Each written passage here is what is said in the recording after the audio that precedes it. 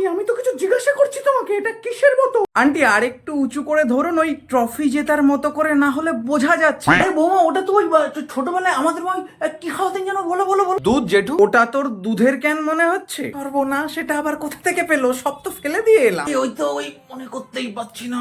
ফলের রসের কথা বলছেন রবি জেঠু? মনে পড়েছে বৌমা, শিউলি পাতার রস। বৌমা, শিউলি পাতার রস। আরে হবে, বলো বলো, শিউলি পাতার রস। এটাই আমিও মনে করতে পারছিলাম না, শিউলি ফুলের রস ওটা। কি বলছো হাবলু? শিউলি পাতা?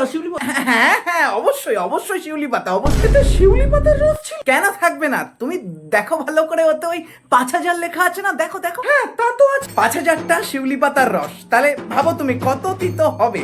বাড়িতে পারবে তুমি? বিশাল তেতো আন্টি।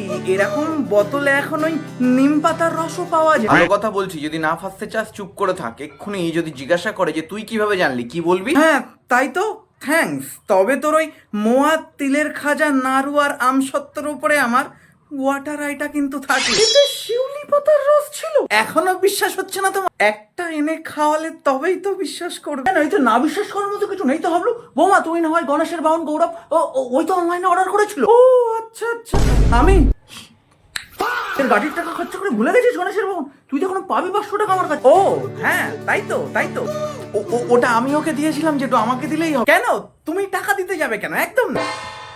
আচ্ছা, যদি তাই হয় তাহলে আমি বাড়ি থেকে যাওয়ার পর কেন তোমার হঠাৎ শিউলি পাতার রস খেতে ইচ্ছা করলো? আমি বলার পরেও তোমার মনে যদি কিন্তু থেকে থাকে বৌমা, আমাকে বলতে পারো, আমাকে বলো।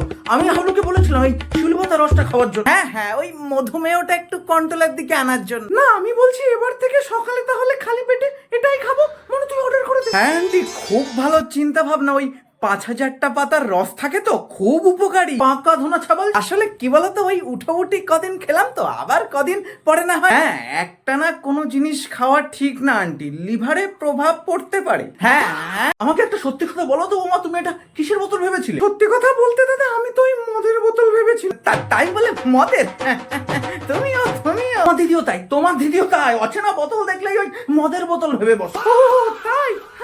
সব তো তুমি পরিষ্কার করে এসেছিলে, তা ক্যানটা কোথা থেকে পেলো তাহলে? তাই বুঝতে পারছি না তো। বাবা, তোমরা লুকিয়ে লুকিয়ে এইসব গুরুত্বপূর্ণ কাজ করছিলে তাহলে? একটা পূর্ণ বোতলকে গুরুত্ব দিয়েছে, অন্যায় কি করেছে? ভালো বলেছিস। শুনছো? হ্যাঁ বলছি।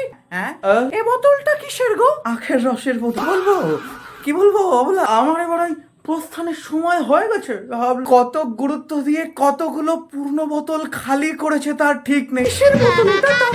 তাড়াতাড়ি বলো, দেরি করো না। আন্টি, ওটা তো শিউলি পাতার রসের ছিল, এটা লিকার চাই।